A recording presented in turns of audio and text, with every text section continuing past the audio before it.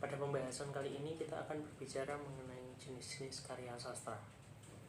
Dari sekian banyak karya sastra yang telah kita lihat, kita baca, kita alami, kita pelajari ketika kita berada di bangku sekolah, seluruh karya sastra tersebut sebenarnya tergabung dalam 3 bagian utama, yaitu puisi, prosa, dan drama. Kita akan membahas ketiga hal tersebut secara umum dalam video ini. Seperti yang kita ketahui bahwa puisi merupakan salah satu karya sastra yang tersusun atas rima, matra, bait, majas, dan lain sebagainya, yang kemudian disusun secara singkat, padat, dan jelas, namun penuh makna dan indah. Kemudian puisi juga memiliki 2 struktur utama, yaitu struktur fisik dan struktur batin.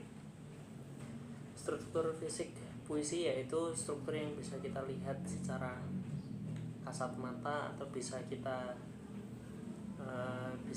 pikirkan, bisa kita lihat secara nyata. Di antaranya adalah tema, diksi, tipografi, majas, matra, imaji, dan lain sebagainya. Sedangkan struktur batin puisi adalah struktur atau hal yang kita rasakan ketika kita membaca atau mendengarkan sebuah puisi. Contohnya adalah rasa, nada, dan suasana. Kemudian kita akan berlanjut ke bagian prosa.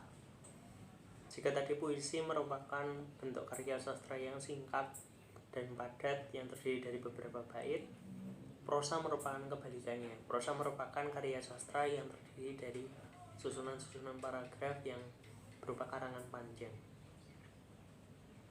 Prosa fiksi ataupun non-fiksi juga memiliki struktur layaknya sebuah puisi. Ketika tadi puisi memiliki struktur batin dan struktur fisik, maka sebuah prosa memiliki 2 unsur utama, yaitu unsur intrinsik dan unsur ekstrinsik.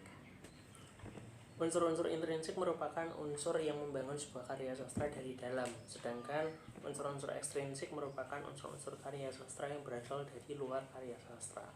Contoh dari unsur-unsur intrinsik itu terdiri dari tokoh dan penokohan, kemudian latar atau plot, alur, amanat, sudut pandang, tema, gaya bahasa, dan sebagainya. Hal yang sering kali menjadi pertanyaan adalah apa bedanya antara tokoh dan penokohan.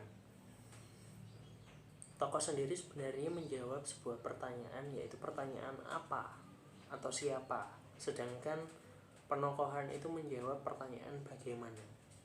Jadi ketika ada sebuah cerita mengenai seseorang dalam suatu novel atau suatu cerpen, dalam suatu prosa, kita akan bertanya, siapa tokohnya? Tokohnya adalah bawang merah, atau tokohnya adalah bawang putih, atau tokohnya adalah seorang putri dari sebuah kerajaan. Itu adalah tokoh. Itu menjawab pertanyaan apa atau siapa. Sedangkan penokohan itu menjawab pertanyaan bagaimana. Bagaimana sifat dari tokoh tersebut? Bagaimana penokohan dari Tuan Putri yang ada di istana tersebut? Bagaimana penokohan bawang merah? Bagaimana penokohan bawang putih? Dan itu dijawab dengan penjelasan-penjelasan yang deskripsikan mengenai watak atau sifat-sifat dari tokoh yang ditanyakan tersebut. Tokoh dalam karya sastra sendiri sebenarnya terbagi menjadi 4 bagian, yaitu yang pertama adalah tokoh berdasarkan perkembangan watak, yang kedua tokoh berdasarkan sifat, yang ketiga tokoh berdasarkan bentuk, dan yang keempat adalah tokoh berdasarkan peran atau fungsinya. Berdasarkan perkembangan watak, tokoh dalam suatu cerita atau suatu prosa biasanya ada tokoh yang memiliki atau mengalami perubahan watak. Misalkan dari awal protagonis menjadi antagonis, atau sebaliknya dari antagonis di akhir menjadi protagonis. Itu disebut sebagai tokoh bulat. Sedangkan tokoh yang tidak mengalami perubahan watak atau perubahan karakter disebut sebagai tokoh pipih. Kemudian yang kedua adalah tokoh berdasarkan sifatnya, seperti yang kita tahu, dan ini biasanya sudah pernah dipelajari di kelas-kelas seperti SMP dan SMA. Ada 3 macam, yaitu protagonis, antagonis, dan tritagonis. Tokoh protagonis sendiri biasanya adalah tokoh yang biasanya dikaitkan dengan hal-hal baik atau tokoh utama, sedangkan tokoh antagonis adalah tokoh yang berlawanan dengan tokoh protagonis. Sedangkan tritagonis sendiri adalah tokoh yang biasanya menjadi penengah antara protagonis dan antagonis. Kemudian yang ketiga adalah tokoh berdasarkan bentuknya. Yang pertama adalah ada tokoh fisik atau tokoh real. Yang kedua adalah tokoh imajiner. Jadi ada tokoh fisik yang betul-betul dapat dilihat, dapat dirasakan, dapat ditangkap oleh panca indera. Dan yang kedua adalah tokoh imajiner yang hanya ada dalam bayang-bayang. Kemudian ada juga yang keempat adalah tokoh berdasarkan fungsinya. Ada tokoh utama dan tokoh pembantu. Tokoh utama adalah tokoh yang menjadi inti cerita, sedangkan tokoh pembantu adalah orang-orang yang ada di sekitar tokoh utama dan membantu jalannya sebuah cerita. Kemudian biasanya terkait dengan tokoh dan penokohan ini terdapat yang namanya cara penggambaran seorang pengarang terhadap suatu tokoh. Jadi suatu tokoh digambarkan oleh pengarang itu dapat melalui banyak hal. Ada 2 diantaranya, yaitu melalui cara dramatik dan melalui cara analitik. Cara dramatik merupakan cara yang digunakan oleh pengarang di mana dia langsung menggambarkan watak dari suatu tokoh. Misalkan ada seorang siswa bernama Lydia. Dia adalah anak berambut panjang, sedikit pemalu, yang sangat pintar berbahasa Inggris. Itu adalah watak yang langsung digambarkan oleh pengarang terhadap suatu tokoh, mengenai suatu tokoh. Sedangkan penggambaran analitik adalah penggambaran yang tidak disampaikan secara eksplisit, melainkan secara implisit. Melalui apa? Melalui dialog tokoh, dialog antar tokoh, cara seseorang berpakaian, deskripsi mengenai bagaimana penampilannya, dan lain sebagainya. Jadi yang pertama itu penggambaran tokoh secara dramatik itu secara eksplisit, sedangkan secara analitik itu adalah secara implisit. Kemudian selain tokoh dan penokohan terdapat hal lain seperti latar. Latar ini terbagi menjadi banyak sekali jenis. Ada latar sosial, latar keluarga, latar tempat, latar waktu, latar suasana, dan lain sebagainya. Kemudian ada alur atau plot. Biasanya alur atau plot ini 2 hal yang dianggap sama seperti tokoh dan penokohan, tapi aslinya juga berbeda. Alur sendiri biasanya berkaitan dengan maju mundurnya suatu peristiwa. Ada alur maju, alur mundur, alur campuran. Sedangkan plot itu adalah tahapan di mana suatu cerita disampaikan. Ada plot atau tahapan pengenalan, ada tahapan pemunculan konflik, ada rumitan, ada klimaks, ada resolusi. Itulah yang disebut sebagai plot. Kemudian ada juga tema yang menjadi ide pokok atau ide dasar munculnya sebuah cerita, atau idenya itu cerita tentang apa, garis besar cerita itu tentang apa, itu disebut sebagai tema. Kemudian ada gaya bahasa. Gaya bahasa itu biasanya berkaitan dengan berbagai macam majas, baik itu majas perbandingan, majas penegasan, majas sindiran, dan lain sebagainya.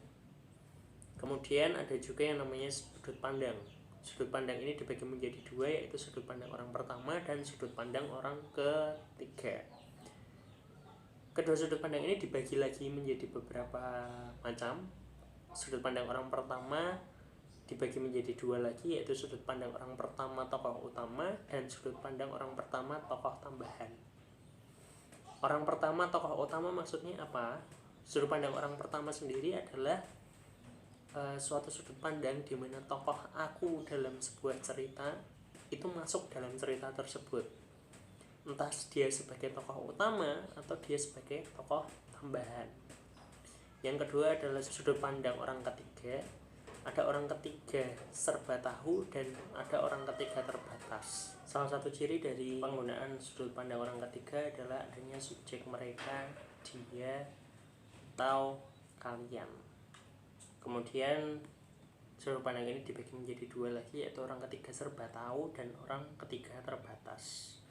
Orang ketiga serba tahu atau maha tahu itu maksudnya apa? Dia adalah salah satu tokoh atau beberapa tokoh yang menceritakan semua kejadian yang ada dalam satu cerita, dan mereka saling mengetahui apa yang ada di pikiran orang lain, apa yang dimiliki orang lain, apa yang dilakukan orang lain. Mereka mengetahui itu semua.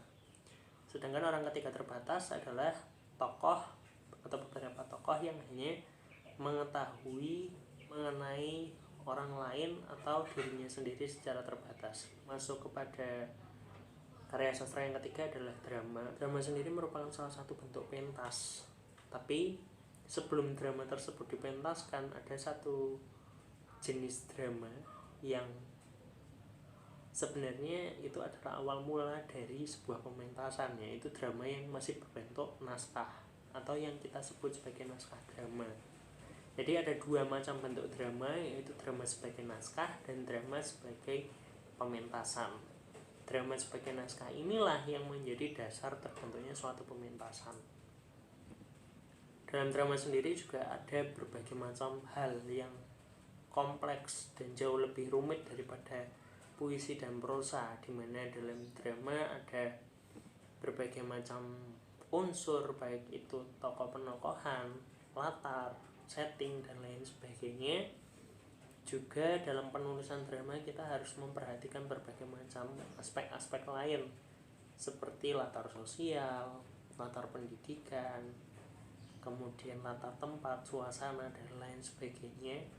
Apalagi jika drama tersebut akan dipentaskan, maka dalam sebuah naskah pasti harus ada bagaimana tata lampunya, bagaimana tata panggungnya, bagaimana tata berpakaian masing-masing tokoh.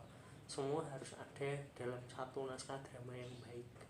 Meskipun pada implementasinya nanti bisa saja berubah tergantung pada tangkapan atau interpretasi dari sutradara yang mementaskan sebuah naskah.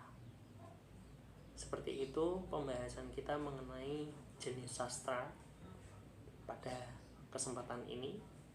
Jadi dapat saya simpulkan bahwa terdapat 3 jenis sastra di Indonesia. Yang pertama adalah puisi, yang kedua prosa, dan yang ketiga adalah drama.